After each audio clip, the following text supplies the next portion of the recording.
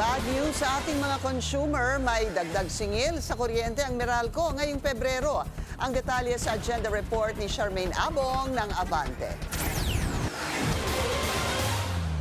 May dagdag singil ang Meralco na 22 centavos kada kilowatt-hour ngayong Pebrero. Apektado nito ang budget ng rider na si Aldwin.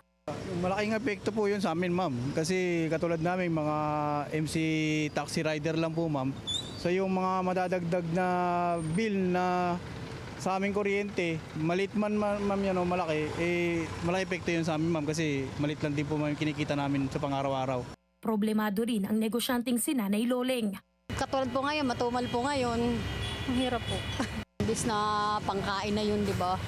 Ayon sa Meralco, ang pangunahing dahilan ng pagtaas ng singil ay ang mas mataas na transmission at universal charges. Sa pagtataya ng Meralco, ang mga household na kumukonsumo ng 200 kilowatt-hours kada buwan ay makakakita ng humigit kumulang 45 pesos na dagdag sa kanilang bayarin.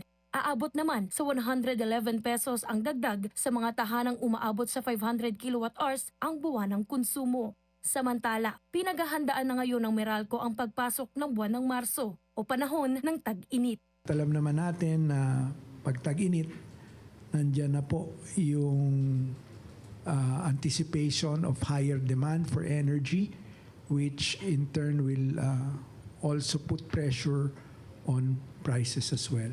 Habang papalapit ang tag-init at inaasahang tataas ang demand sa kuryente, muling pinaalalahanan ng Meralco ang publiko na magtipid sa paggamit ng kuryente upang makontrol ang gastusin sa kabila ng pagtaas ng singil. Para sa agenda, Charmaine Abong, Abante. Mag-follow sa aming mga social media accounts at mag-subscribe sa aming YouTube channel para sa pinakahuli at eksklusibong mga balita.